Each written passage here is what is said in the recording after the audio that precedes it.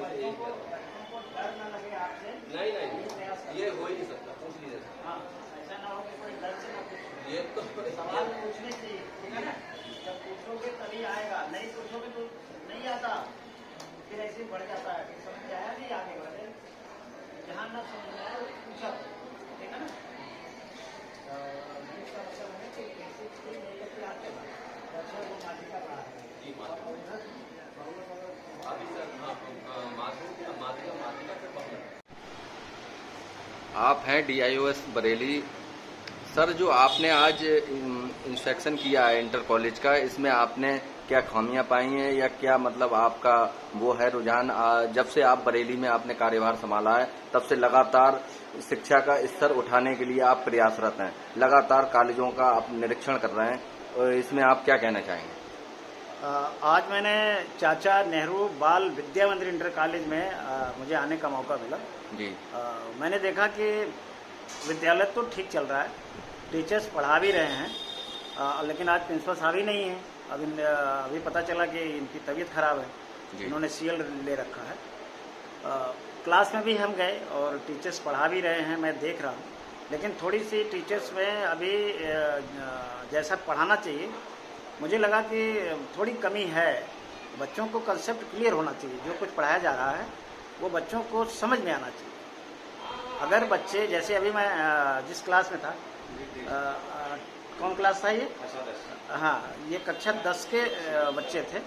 अभी माध्यिका पढ़ाई जा रही थी, लेकिन मैंने जब बच्चों का मेंटल टेस्ट करने की कोशिश किया कि बच्चे कितने तक क्या समझ रहे हैं, तो अभी बच्चे दशमलव को हटाने के बाद दशमलव का मतलब नहीं समझ पा रहे हैं। तो मुझे लगता है कि फिर बड़े बड़े एक्टिवेशन बच्चे कैसे समझ पाएंगे, उन्हें तो समझाना पड़ेगा ना। टीचर्स कह रहे हैं कि सर बच्चे नीचे से जब आते हैं तो बहुत कमज़ोर होते हैं। तो मेरा कहना है कि बच्चा कमज़ोर आ रहा है, कोई बात नहीं, लेकिन बच्चे का वो समझ करके पढ़ाओ, कैटेगरी बना दो, कौन बच्चा किस कैटेगरी का है। आप कोई चीज़ पढ़ा रहे हो, बच्चे को समझ में नहीं आ रहा, तो पढ़ाने का कोई मतलब नहीं है। इसीलिए वो कहते हैं ना कि आप बच्चों को कैटेगरी में बांट दो। जो बच्चे कमज़ोर हैं उनके लिए अलग से क्लास भी लगाओ, तब फिर मतलब निकल कर आएगा कि कुछ किया जा रहा है। नहीं तो फिर ऐसे तो समय ही बर्बाद होगा। पता लगा कि क्लास में 50 बच्चे हैं, 10 बच्चे ही आपको समझ पा रहे हैं, 40 बच्चे अगर नहीं समझ रहे हैं तो पढ़ाने का मतलब सिद्ध नहीं होगा।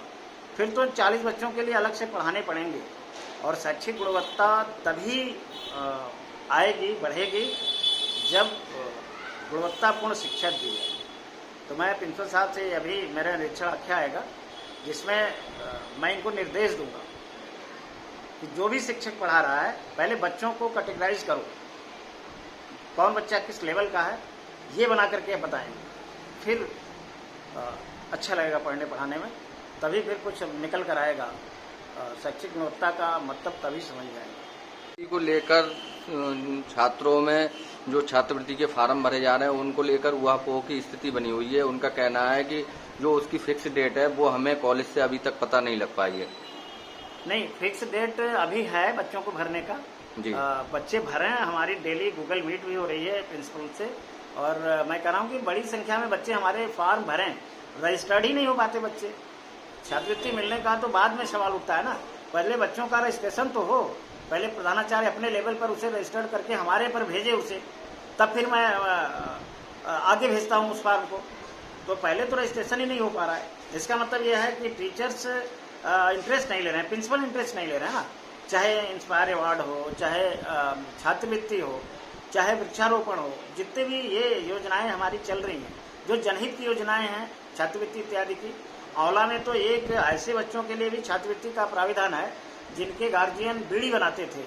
अगर उनके पास बीड़ी बनाने का जॉब कार्ड है तो ऐसे बच्चों को भी स्कॉलरशिप मिलेगा, ऐसा निर्देश है, ये निर्देश दे दिया गया है। लेकिन प्रधानाचार्य जब तक इनिशिएटिव नहीं लेंगे कि बच्चों को स्कॉलरशिप मिले, बच्चे हमारे बाल वैज्ञानिक बने, इंस्पायर अवार्ड उन्हें मिले, इंस्पायर अवार्ड में रजिस्टर्ड हो, तब तक कुछ नहीं होना है। जितनी भी योजनाएं हैं सब धरी रह जाएंगी। मैं प्रधानाचार्यों को यहीं से निर्देश दे रहा हूँ कि जो भी योजनाएं चल लाभप्रद योजनाएं हैं, छात्रवृत्ति है या ये आपका इंस्पायर अवार्ड है, तो 100% बच्चे जो पात्र हैं वो रजिस्टर्ड पहले हों। इस बात का विशेष प्रधानाचार्य ध्यान दें।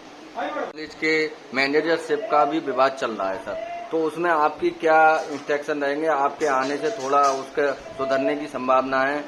सुभाष इंटर कॉलेज पर आपका क्या रुझान है? अभी तक आपके संज्ञान में आया ये मामला या नहीं आया? नहीं, वो सुभाष इंटर कॉलेज, चूंकि अभी वहाँ चुनाव होने हैं जी। अब चुनाव तो एक प्रक्रिया है। चुनाव की जो सूची होगी, जो मान्य सूची है, वो रजिस्ट्रार से आती है, चिट फंड से। उसके बाद देखेंगे क्या उसमें विवाद है, कैसे सुलझेगा, वो लिया जाएगा उसको। ठीक है सर, धन्यवाद।